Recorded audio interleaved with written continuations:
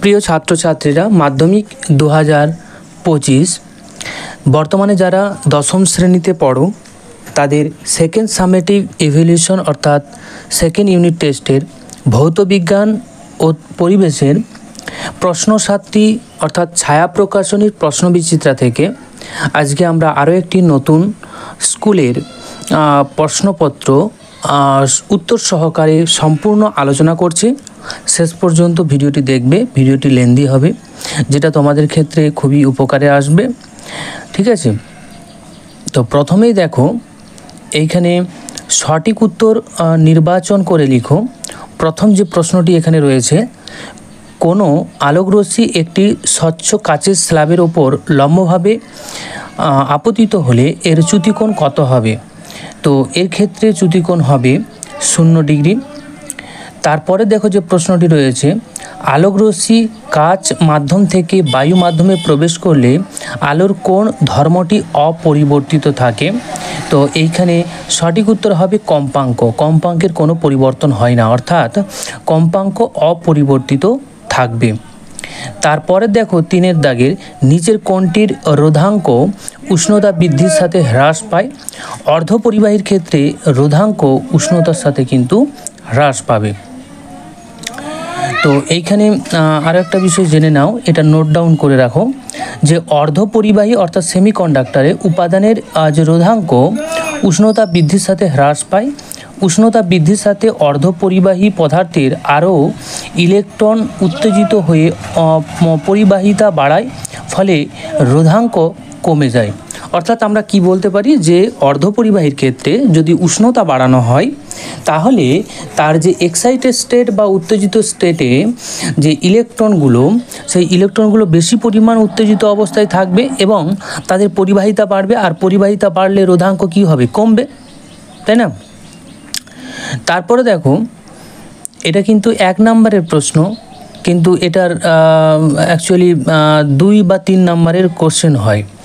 যাই হোক, এটা দেখে নাও যে একটা এ আছে, ঠিক আছে, এ যার পারমাণবিক সংখ্যা হচ্ছে 86 এবং ভর সংখ্যা হচ্ছে 222। সেইখান থেকে পরিবর্তিত হয়ে বা আলফা কণা নির্গত হয়ে সেটা পরিবর্তিত হয়েছে এ 84 এবং 210। তো এইখানে কটি আলফা কণা নির্গত হয়েছে, তো সেটা আমাদের নির্ণয় করতে হবে। নির্ণয় না করলে তো বলা যাবে না, তাই না? তো এখানে সঠিক উত্তর হবে 3টি। কিভাবে এলো সেটা আমরা ব্যাখ্যা সহকারে করে নিই। এটা কিন্তু নোট ডাউন করবে, খুব ইম্পর্টেন্ট একটি প্রশ্ন। এটা কিন্তু 3 নম্বরেও তোমাদের থাকতে পারে। ঠিক আছে, তো এখানে মনে রাখবে যে একটি আলফা কণা যদি কোনো একটা নিউক্লিয়াস থেকে নির্গত হয়, সেই ক্ষেত্রে 2টি প্রোটন এবং 2টি নিউট্রন। যদি আমরা হিলিয়ামের ক্ষেত্রে দেখি, হিলিয়াম কণার যে তোমার পারমাণবিক ক্রমাঙ্ক আর ভর সংখ্যা সেটা কিন্তু আলফা কণার সঙ্গে সমান। ঠিক আছে, তাহলে একটি যদি আলফা কণা নির্গত হয় সেই ক্ষেত্রে ভর সংখ্যা কিন্তু 4 একক কমে যায় আর পারমাণবিক সংখ্যা 2 একক কমে যায়। ঠিক আছে, এরপর দেখো প্রাথমিক যে পারমাণবিক যে সংখ্যাটা আমাদের এখানে দেওয়া আছে 86 আর চূড়ান্ত পারমাণবিক সংখ্যা 84। প্রাথমিক ভর সংখ্যা হচ্ছে 222, চূড়ান্ত ভর সংখ্যা 210। তাহলে পারমাণবিক সংখ্যা জেড এবং ভর সংখ্যা এর পার্থক্য যদি আমরা নির্ণয় করি, তাহলে এখানে দেখব যে পারমাণবিক সংখ্যার পার্থক্যটা কত হচ্ছে? 2 একক হচ্ছে, এবং ভর সংখ্যার পার্থক্যটা হচ্ছে দেখো 222 থেকে 210 বিয়োগ করে দিতে হবে, তাহলে 12। ক্লিয়ার? এবারে দেখো যে একটি আলফা কণা নির্গত হলে পারমাণবিক সংখ্যা 2 একক হ্রাস পাবে বলেছি, আর ভর সংখ্যা কত একক? 4 একক। তাহলে এই ক্ষেত্রে আলফা কণার সংখ্যা সমান কি হবে? আলফা কণার সংখ্যা সমান হবে ভর সংখ্যার যে পার্থক্য তাকে আমরা আলফা কণার ভর সংখ্যার যে হ্রাস সেটা দিয়ে ভাগ করতে হবে। তাহলে ভর সংখ্যার পার্থক্যটা কত এসেছিল? 12, এবং সেটাকে যদি আমরা 4 দিয়ে ভাগ করে দিই, অর্থাৎ আলফা কণার ভর সংখ্যা হ্রাস 4 দিয়ে যদি ভাগ করি, তাহলে কিন্তু আমাদের উত্তর আসবে 3। অর্থাৎ আমরা বলে দিতে পারি যে এই যে বিক্রিয়া, এতে 3টি আলফা কণা নিঃসৃত হয়েছে বা নির্গত হয়েছে। খুবই ইম্পর্টেন্ট একটি প্রশ্ন, অবশ্যই নোট ডাউন করে রাখবে। এরপরের যে প্রশ্নটি রয়েছে 5, নিচের কোন গ্যাসটি কিপ যন্ত্রের সাহায্যে প্রস্তুত করা যায়? আমরা সকলেই জানি হাইড্রোজেন সালফাইড H2S, অর্থাৎ বি অপশানটি আমাদের এখানে কারেক্ট হয়ে যাবে। তারপরে দেখো 6, হেমাটাইট নিচের কোন ধাতুর আকরিক? লোহার আকরিক। ইথেন যৌগে সমযোজী বন্ধন সংখ্যা কটি হবে? তো এইখানে স্ট্রাকচারটা যদি আমরা ইথেনের আঁকি তাহলে কিন্তু আমরা ক্লিয়ারলি বলতে পারবো যে কটি কোভ্যালেন্ট বন্ড বা সমযোজী বন্ধন আছে। ঠিক আছে, তো এখানে কার্বন হাইড্রোজেন, প্রত্যেকটা কার্বনের সাথে 3টি করে হাইড্রোজেন সমযোজী বন্ধন বা কোভ্যালেন্ট বন্ড করেছে, আর নিজেদের মধ্যে একটা কোভ্যালেন্ট বন্ড করেছে। তাহলে টোটাল কত? 1 2 3 4 5 6 7, অর্থাৎ 7টি। এখানে সি অপশানটি আমাদের কারেক্ট হয়ে যাবে। এরপর বিভাগ খ, 2 দাগের মোটর গাড়ির ভিউ ফাউন্ডারে কোন ধরনের দর্পণ ব্যবহার করা হয়? উত্তল দর্পণ ব্যবহার করা হয়, কনভেক্স মিরর যেটাকে বলা হয়। এরপর আসছি মায়োপিয়া ত্রুটি দূর করতে কোন ধরনের লেন্স ব্যবহার করা হয়? আমরা সকলেই জানি অবতল লেন্স বা কনভেক লেন্স। ওকে, পরবর্তী অথবা যেটা রয়েছে, সমতল দর্পণের ফোকাস দূরত্ব কত? সমতল দর্পণের ক্ষেত্রে ফোকাস দূরত্ব হয় অসীম। সমতল দর্পণের ক্ষেত্রে ফোকাস দূরত্ব অসীম হবে, অর্থাৎ ইনফিনিটি হবে। ওয়াট ঘন্টা কোন রাশির একক হবে? ওয়াট ঘন্টা হচ্ছে শক্তির একক বা বায়িত শক্তি, যেটাকে ইউনিট অফ এনার্জি আমরা বলি। তারপর দেখো একটি অতি পরিবাহী পদার্থের নাম কি? নিওবিয়াম। ঠিক আছে, নামটা নতুন হলেও তোমরা এটা করে রাখো। তোমরা জেনারেলি তোমাদের বইয়ে যেটা রয়েছে অতি পরিবাহী সেটা লিখবে, সমস্যা নেই। একটা নতুন নাম অ্যাড করে রাখো যাতে আরও এক্সট্রা তোমাদের উদাহরণ হিসেবে মনে রাখে। ঠিক আছে, অথবা দেখো নিউক্লিয় বিভাজন মডারেটর হিসেবে কোন পদার্থ ব্যবহার করা হয়? গ্রাফাইট বা ভারী জল আমরা ব্যবহার করতে পারি। ভারী জলের সংকেত কি? D2O, এটা হচ্ছে ভারী জল। ওকে, মানে ডয়টেরিয়ামের অক্সাইড। এরপর আসছি দেখো নাইট্রোলিমের রাসায়নিক উপাদান কি কি? নাইট্রোলিমের রাসায়নিক উপাদান হচ্ছে ক্যালসিয়াম সায়ানামাইড। ওকে, তারপর লাইকার অ্যামোনিয়াটা কি? দেখো অ্যামোনিয়ার সম্পৃক্ত জলীয় দ্রবণ, অবশ্যই সম্পৃক্ত, হ্যাঁ, সম্পৃক্ত জলীয় দ্রবণকে লাইকার অ্যামোনিয়া বলা হয়। এক কথায় আমরা এটা বলতে পারি। এবার তার সাথে সাথে এই অংশটা আমরা জুড়ে দেব যে লাইকার অ্যামোনিয়া জলের মধ্যে ভরের সাপেক্ষে যদি 35% অ্যামোনিয়া দ্রবীভূত থাকে, এর আপেক্ষিক গুরুত্ব যদি 0.88 লাইকার অ্যামোনিয়া বোতলে, আচ্ছা এতটা দরকার নেই, এই পর্যন্ত লিখে দেবে। ঠিক আছে, যে অ্যামোনিয়া সম্পৃক্ত জলীয় দ্রবণকে লাইকার অ্যামোনিয়া বলে এবং লাইকার অ্যামোনিয়া জলের মধ্যে ভরের সাপেক্ষে 35% অ্যামোনিয়া দ্রবীভূত থাকে। এখানে একটা এক্সট্রা কোশ্চেন হতে পারে যে লাইকার অ্যামোনিয়ার আপেক্ষিক গুরুত্ব কত? তখন তোমরা বলে দেবে 0.88। ওকে, আর এই যে লাইকার অ্যামোনিয়ার বোতল খুললেই কিন্তু আমরা দেখি যে মুখ খুললে তীব্র ঝাঁঝালো গন্ধযুক্ত অ্যামোনিয়া গ্যাস বেরোতে থাকে। ঠিক আছে, অনেক ক্ষেত্রে অনেক অপশানে যদি কঠিন দেয় লাইকার অ্যামোনিয়া কি, তখন অপশান দিয়ে দেয়, তখন কিন্তু অ্যামোনিয়াম যদি হাইড্রোক্সাইডও থাকে সেটা তোমরা কিন্তু টিক করে দিতে পারো। ওকে, কারণ এটা জলীয় দ্রবণ অ্যামোনিয়ার। ওকে, এরপর আসছি কার্বন বিজারণ পদ্ধতিতে নিষ্কাশন করা যায় এমন একটি ধাতুর নাম কি? কপার। জাহাজের মোর্চে নিবারণের জন্য যা আত্মঘাতী ইলেকট্রোড হিসেবে কি ব্যবহার করা হয়? জিঙ্ক বা ম্যাগনেসিয়াম, এ দুটোর মধ্যে যে কোনো ব্যবহার করতে পারো। এরপর আসছি মিথেনের অণুতে HCH বন্ধন কোণ কত? মিথেনে যদি আমরা স্ট্রাকচার অঙ্কন করি এইভাবে, ঠিক আছে, তো এর স্ট্রাকচারটা হবে চতুস্তলকীয় এবং কার্বনের হাইব্রিডাইজেশন হবে sp3। এগুলো তোমাদের প্রয়োজন নেই, জাস্ট জেনে রাখো যে মিথেনের স্ট্রাকচার বা গঠন হবে চতুস্তলকীয় এবং এদের প্রত্যেকটা কোণ হবে 109 ডিগ্রি 28 মিনিট। ওকে, তারপরে দেখো অ্যাসিটোনে উপস্থিত কার্যকরী গ্রুপের সংকেত কী হবে? অ্যাসিটোন। তো অ্যাসিটোনের যদি সংকেত আমরা লিখি CH3 C++O CH3। ঠিক আছে, তো এখানে কিটো যে গ্রুপটা আছে ওটাই হবে তোমার অ্যাসিটোনের কার্যকরী গ্রুপ বা কার্বনিল গ্রুপ। ওকে, এরপর দেখো ভিনিগারে উপস্থিত কার্যকরী গ্রুপের নাম কি? Carboxylic acid. Carboxylic acid group COOH। তো ভিনিগারে থাকবে COOH। ওকে, এটাকে বলবো আমরা কার্বক্সিলিক অ্যাসিড গ্রুপ। এরপর বিভাগ গয়ে আমরা যে সমস্ত প্রশ্নগুলো আছে সেগুলো দেখে নেব। তো প্রিয় ছাত্রছাত্রীরা, তোমাদের সূচনা একটি রয়েছে। দেখো, তোমাদের বিগত যে মাধ্যমিক হয়ে গেল, মাধ্যমিক 2024, সেই ক্ষেত্রে আমরা এবিটিএ টেস্ট পেপার এবং পর্ষদের টেস্ট পেপারের ভৌত বিজ্ঞানের সমস্ত প্রশ্নপত্রের প্রত্যেকটা স্কুলের তার সলভ পিডিএফ কিন্তু আমরা প্রোভাইড করেছিলাম একটা ন্যূনতম অর্থের বিনিময়ে।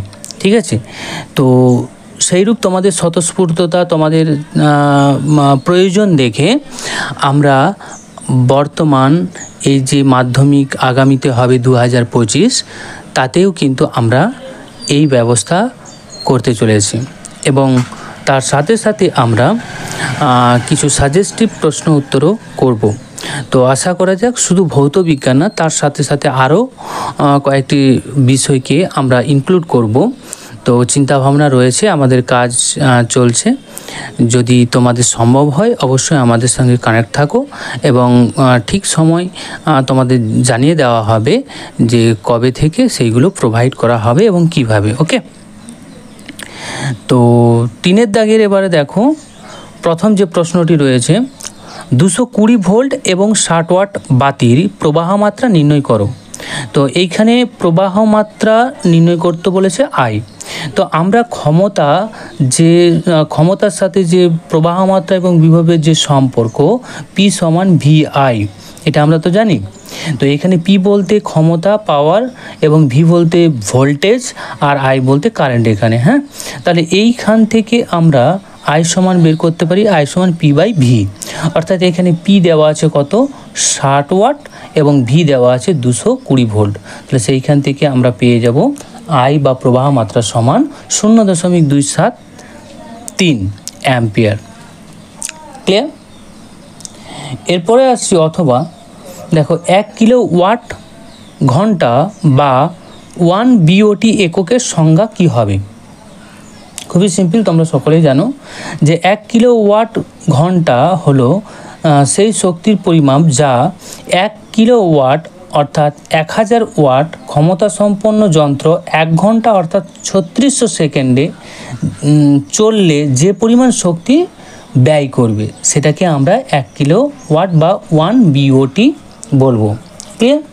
তো এটা রাশিমালায় এভাবে আমরা নির্ণয় করতে পারি। 1 কিলোওয়াট ঘন্টা সমান, দেখ কিলোওয়াটকে আমরা ওয়াটে করছি তাহলে 1000 দিয়ে গুণ হবে, এবং ঘন্টাকে আমরা সেকেন্ডে করছি তাহলে 3600 দিয়ে গুণ হবে, তাহলে ওয়াট সেকেন্ড হলো।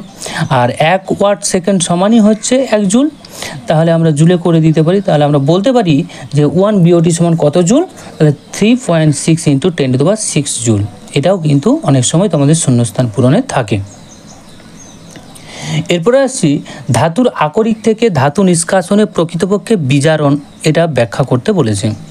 তো এখানে উত্তরটি লিখে দিবে, ধাতুর আকরিক থেকে ধাতু নিষ্কাশন একটি বিজারণ প্রক্রিয়া, এবং আকরিক থেকে ধাতুকে মুক্ত করতে যে তার অক্সাইড এবং সালফাইড বা হ্যালাইড আকরিক থেকে হ্রাস করা হয়, এবং এই প্রক্রিয়ায় আয়ন ইলেকট্রন গ্রহণ করে যে ধাতুতে রূপান্তরিত হয়, তাই এটাকে আমরা বিজারণ বিক্রিয়া বলবো, তাই না?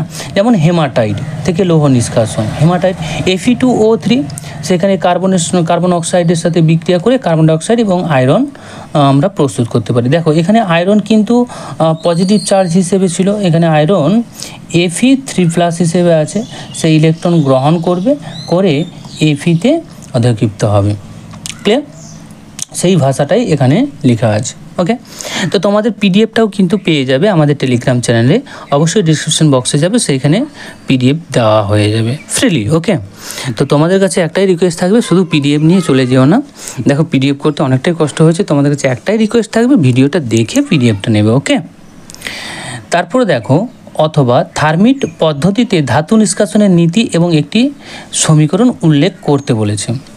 তো প্রথমেই লিখে দেবে, থার্মিট পদ্ধতি হলো একটি ধাতু নিষ্কাশন প্রক্রিয়া যেখানে একটি ধাতু অক্সাইড অ্যালুমিনিয়াম পাউডার দ্বারা হ্রাস করা হয় এবং এই প্রক্রিয়ায় প্রচুর তাপ উৎপন্ন হয় যা ধাতুর অক্সাইডে ধাতুতে রূপান্তরিত করে। নীতিটা কি? ধাতুর অক্সাইডের সাথে অ্যালুমিনিয়াম পাউডার মিশিয়ে তাকে উত্তপ্ত করলে অ্যালুমিনিয়াম অক্সাইড এবং মুক্ত ধাতু পাওয়া যায়। সমীকরণটা দিয়ে দেবে, ঠিক আছে। Fe2O3 এবং অ্যালুমিনিয়াম বিক্রিয়া করে Fe আর অ্যালুমিনিয়াম অক্সাইড উৎপন্ন হয়, ঠিক আছে। এরপর আসছি স্পর্শ পদ্ধতিতে SO3কে সরাসরি জলে মিশিয়ে H2SO4 প্রস্তুত করা হয় না কেন? এর কারণটা কি? স্পর্শ পদ্ধতিতে SO3 সরাসরি জলে মেশালে একটি তীব্রভাবে প্রতিক্রিয়া করে এবং অত্যন্ত তাপ উৎপন্ন করে। এই তাপের ফলে একটি ঘন কুয়াশা বা এরোসোল উৎপন্ন হয় যা প্রক্রিয়াটিকে অপ্রতুল্য এবং বিপজ্জনক করে তুলবে। আর SO3কে সরাসরি জলে মেশালে একটি কুয়াশা উৎপন্ন হয় যা নিয়ন্ত্রণ করা কঠিন হয়ে ওঠে। তাই SO3কে প্রথমে ঘন H2SO4 এর সাথে মেশানো হয় যা পাইরোসালফিউরিক অ্যাসিড, যার সংকেত হচ্ছে H2S2O7, যেটাকে আমরা ওলিয়াম বলি, ঠিক আছে। পরে এই পাইরোসালফিউরিক অ্যাসিড বা ওলিয়াম যে পানির সাথে বিক্রিয়া করে H2SO4 উৎপন্ন করে। এই বিক্রিয়াটা অবশ্যই কিন্তু তোমরা দিয়ে দিবে। প্রথমে যেটা উৎপন্ন হবে সেটা ওলিয়াম, তারপর তাকে জলের সাথে বিক্রিয়া করিয়ে সেখানে H2SO4 আমরা বের করি। তারপর গঠনগত সমবায়তা কাকে বলে একটি উদাহরণ দিতে বলেছে। গঠনগত সমবায়তা হলো সমবায়তা যেখানে সমবায়কগুলি একই আণবিক সূত্রে থাকা সত্ত্বেও বিভিন্ন শৃঙ্খল বা বদ্ধ ব্যবস্থা বিন্যস্ত থাকে। এর ফলে তাদের ভৌত রাসায়নিক ধর্ম ভিন্ন হবে, তাকে আমরা গঠনগত সমবায়তা বলবো। যেমন বিউটিনের ক্ষেত্রে যদি দেখি তাহলে কিন্তু আমরা বলতে পারি দুটো সমবায়তা পাবো। একটা বিউট 1 অর্থাৎ 1 পজিশনে ডবল বন্ড থাকবে, আর বিউট 2 তো 2 নম্বর পজিশনে ডবল বন্ড থাকবে। এরা দুটো পরস্পর গঠনগত সমবায়তা দেখায়। ক্লিয়ার? এরপর বিভাগ ঘয়ে নিম্নলিখিত প্রশ্নগুলির উত্তর দাও। প্রথমে যেটা আছে দেখো, শ্রেণী সমবায়ে 3টি রোধ R1, R2, R3 যুক্ত থাকলে তাদের তুল্য রোধ কত হবে? এটা বইয়েই তোমরা পেয়ে যাবে, জাস্ট আরেকবার একটু বলে দিই যেগুলো মনে রাখতে হবে। বাকি সমস্ত কিন্তু এখানে দিয়ে দিয়েছি, PDF তোমরা পেয়ে যাবে। তো মনে রাখবে, যদি শ্রেণী সমবায়ে যুক্ত থাকে, যদি শ্রেণী সমবায়ে যুক্ত থাকে তখন কিন্তু তাদের বিভব প্রভেদ কিন্তু একই হবে, ঠিক আছে। যদি একই বিভব প্রভেদ আমরা প্রয়োগ করি সেই ক্ষেত্রে তাদের প্রবাহ মাত্রা একই থাকবে। তো এখানে যদি বলে দেয় তোমাদের যে শ্রেণী সমবায়ে কোন রাশিটি অপরিবর্তিত থাকবে, সেই ক্ষেত্রে তোমরা বলে দেবে প্রবাহ মাত্রা, কারণ একই পরিমাণ বিভব দিচ্ছি, তাহলে প্রবাহ মাত্রা এখানে সব ক্ষেত্রে একই হবে, ঠিক আছে। এটা তোমরা পারবে, এটা আর বলবো না। তারপরে দেখো, একটি ধাতব তারের রোধ আর তারটিকে টেনে এর দৈর্ঘ্য যদি দ্বিগুণ করা হয় তাহলে তারটির নতুন রোধ কত হবে? প্রথমে তারটির রোধ আমরা ধরে নিচ্ছি R, ঠিক আছে। এরপর ওই তারটিকে সমান দুটো অংশে আমরা ভাগ করে দিচ্ছি। তাহলে দুটো অংশে যদি আমরা দু ভাগে, আচ্ছা, টেনে দৈর্ঘ্য দ্বিগুণ করা হলো, দৈর্ঘ্যটা দ্বিগুণ করা হলো, তারটির নতুন রোধ কত হবে? তারটিকে সমান দুভাগে ভাগ করে দিলে, আচ্ছা, এর দৈর্ঘ্য প্রথমে L ছিল, এটাকে আমরা দ্বিগুণ করে দিচ্ছি, 2L করে দিচ্ছি, তাহলে এদের রোধ কি হবে? বেড়ে যাবে, তাই না? তো এইখানে কি টাইপ করে দিয়েছো? 1 মিনিট।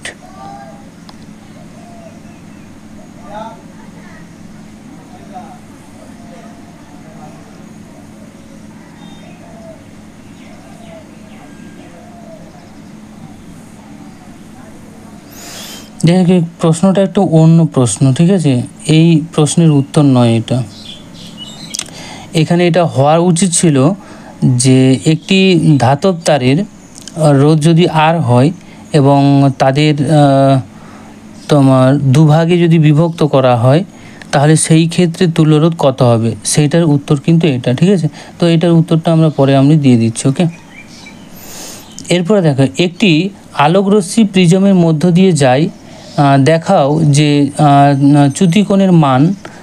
এটা কিন্তু বারবার তোমাদের মাধ্যমিকে এসেছে, খুবই ইম্পর্টেন্ট একটি প্রশ্ন, তোমরা বইতেও পাবে, এখানেও আমি করে দিয়েছি, তোমরা পিডিএফটা সংগ্রহ করে দেখে নিও। ওকে, এটা আর ব্যাখ্যা করলাম না, যদি কোনো সমস্যা হয় বলবে, এটা নিয়ে একটা আমরা ছোট্ট ভিডিও করে দিতে পারি। এরপরে আসছি, দেখো অবতল দর্পণে বস্তু অপেক্ষা বিবর্ধিত প্রতিবিম্ব গঠনের চিত্র। তো ব্যাখ্যাটা তোমরা দেবে, এখানে আমি একটু বলে দিই। যদি তোমার ফোকাস এবং মেরুর মধ্যে, এটা তো ফোকাস, এটা মেরু, ফোকাস এবং মেরুর মধ্যে যদি কোনো বস্তুকে রাখা হয় তোমার অবতল দর্পণের ক্ষেত্রে, তাহলে তার কিন্তু একটি প্রতিবিম্ব আমরা পাবো, সেটা অবশ্যই সমশীর্ষ হবে এবং অসৎ হবে। অর্থাৎ অসৎ বলতে তোমার কাচের পেছনে, দর্পণের পেছনে গঠিত হবে, ঠিক আছে, বস্তুর সামনে এবং দর্পণের পেছনে গঠিত হবে, এটা হয়ে যাবে প্রতিবিম্ব।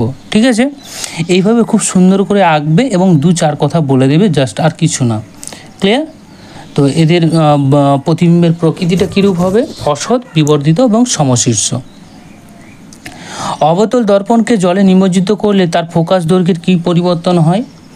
দেখো, গোলীয় দর্পণে আলোর প্রতিফলন হয় এবং আলোর প্রতিফলন সংক্রান্ত সূত্রটির মাধ্যমে প্রকৃতির ওপর নির্ভর করে না। এটা প্রকৃতির ওপর নির্ভর করবে না, তাই কোনো গোলীয় দর্পণকে জলে যদি নিমজ্জিত করা হয় তাহলে ফোকাস দৈর্ঘ্য অপরিবর্তিত থাকবে।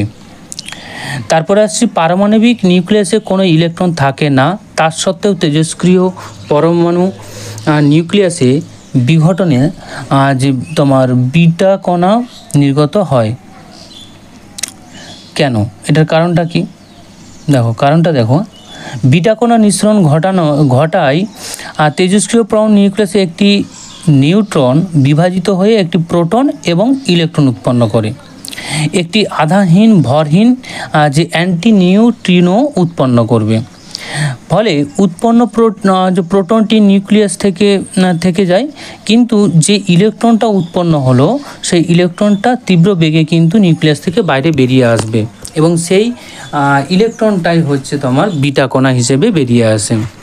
এইভাবে নিউক্লিয়াসে ইলেকট্রন না থাকার সত্ত্বেও কিন্তু তেজস্ক্রিয় পরমাণু থেকে নিউক্লিয়াস থেকে বিটা কণা কিন্তু নিঃসৃত হয়।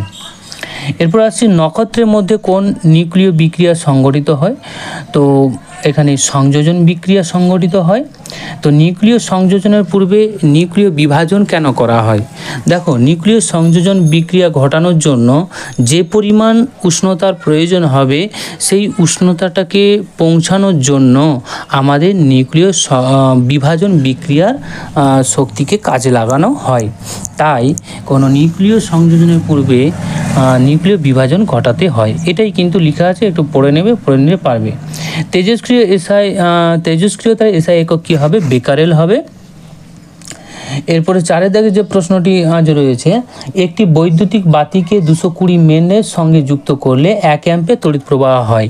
ওই বাতিকে যদি 110 ভোল্ট মেন্সের সঙ্গে যুক্ত করা হয় কত প্রবাহ হবে? তো অ্যাকর্ডিং টু ওহমস ল আমরা ভি সমান আইআর জানি। এখান থেকে আর এর মানটা বের করব, কারণ যেহেতু বাতিটি একই আছে তাই তাদের রোধের কোনো পরিবর্তন হবে না, তাই আর একই থাকবে। প্রথম যে আরটা আসবে সেটাই হবে বাতির রোধ এবং সেইটাকে কাজে লাগিয়ে আমরা এখানে তোমার প্রবাহ মাত্রা নির্ণয় করব। কারণ দ্বিতীয় ক্ষেত্রে বিভব প্রভেদ 110 আর রোধ হচ্ছে 220 ওহম, তাহলে এখান থেকে আমরা পেয়ে যাব আই সমান যে হাফ অ্যাম্পিয়ার বা 0.5 অ্যাম্পিয়ার। এরপর আসছি, ওহমের সূত্রটি বিবৃত করো। যে ওহমের সূত্র থেকে যে রোধের সংজ্ঞা, ওহমের সূত্রটা তোমরা পারবে, আমি শুধু এর থেকে রোধের সংজ্ঞাটা বলে দিচ্ছি। যে কোনো পরিবাহীর 2 প্রান্তে বিভব প্রভেদ প্রয়োগ করলে পরিবাহীর মধ্য দিয়ে তড়িৎ প্রবাহ এবং পরিবাহীর 2 প্রান্তে বিভব প্রভেদ ও পরিবাহীর মধ্য দিয়ে তড়িৎ প্রবাহ মাত্রার অনুপাতটা হচ্ছে পরিবাহীর রোধ। অসওয়াল্ডের যে তোমার পদ্ধতি নাইট্রিক অ্যাসিড প্রস্তুতি, এটা তোমরা বই থেকে পাবে। তারপরে আসছি আইপিএসসি নামটা দেখে নাও। দেখো, প্রথমে যে তোমার এটা দেওয়া আছে, যৌগটা দেওয়া আছে, তার নামটা কি হবে? প্রথমে এইভাবে স্ট্রাকচারটা এঁকে নেওয়ার চেষ্টা করবে। স্ট্রাকচারটা যদি এঁকে নাও এবং নাম্বারিং করো 1 2 3, তাহলে 3টে কিন্তু এখানে কার্বন আছে, তাহলে প্রোপ। এবং 2 পজিশনে দেখো অ্যালকোহলিক গ্রুপ OH আছে, তাহলে প্রোপ 2 অল, বা যেটাকে আমরা বলতে পারি 2 প্রোপানল। তারপরেরটাকে আমরা যদি আবার এই একই রকমভাবে নাম্বারিং করি, তাহলে 3টে কার্বন রয়েছে, তাহলে নাম হবে প্রোপ। এবং এখানে কার্বক্সিলিক গ্রুপ আছে, তাহলে ওইক অ্যাসিড যুক্ত হবে, তাহলে প্রোপানোইক অ্যাসিড। ক্লিয়ার? তারপরে দেখো এখানে কিন্তু মিথাইল গ্রুপ তোমার অক্সিজেনের সঙ্গে দুপাশে যুক্ত আছে, এটা ইথার। ঠিক আছে, তাহলে এর নাম হয়ে যাবে মিথক্সি মিথেন। ক্লিয়ার? তো প্রিয় ছাত্রছাত্রীরা, তোমাদের যেভাবে বললাম যে আমাদের চ্যানেলের সাথে অবশ্যই জুড়ে থাকবে, কারণ তোমাদের আগামী মাধ্যমিকের ক্ষেত্রে খুবই ইম্পর্ট্যান্ট যে টেস্ট পেপার সলিউশন, সেটা কিন্তু আমরা প্রোভাইড করব একটা ন্যূনতম অর্থের বিনিময়ে, যেটা বিগত সালেও আমরা করেছি।